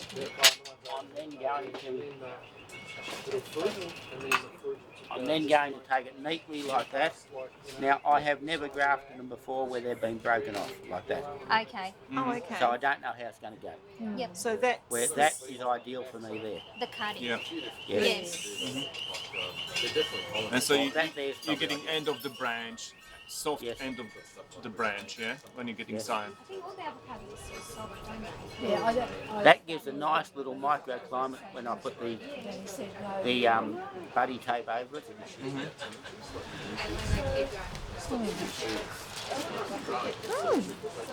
Okay, now I'd like you all to each do a few bark grafts, like I did on the side for the espalier on the apple. We've got more cherry here, more cherry there, more willow, sorry. there's a lady, this lady here wants a dwarfing, what do you want? You know the one that you did with like. But anyway, right. We'll just have to. And I cut the other one long cut on. Yep. Reckon needs tag. We should write DI or. I haven't bothered looking for me lead bud. No, that's okay. I'll That's okay. call that your lead, that me lead bud. Yep. So Right. you're in charge of the grafting of it? Well, yeah, they've got scions up there. That's what they... Okay. Isn't this bad? Right, long cut. Yep. Could you come down a little bit Yeah, further? but these ones are Yep. going nice. And they're- Short cut. Yeah, on the other side. They're pretty well. And then Slide him in like Yeah, that. me go, Mike. yes. And just, I've got all my cambium lined. Yes. I've got all my cambium lined up along here. On one side. Yes, and then you just tape. Yes. So do you do a And- little wedge on there to No. fit it together? Or No, you don't I was need doing to? wrong too. Cut it with this. Right, nice long cut down here. So you don't need Cut down here. You just took the Cut bark there. out. Didn't go in an angle, just straight. Sorry, can you just show us that one again? Well, you get one freebie with Cut the down here day. like So that. once everybody's got their freebies, then we can do the extras. Cut. Otherwise, Lost my phone. some people won't even get their freebies. Oh, and that's yeah, not no. fair. Oh, no, of course. Yeah, look,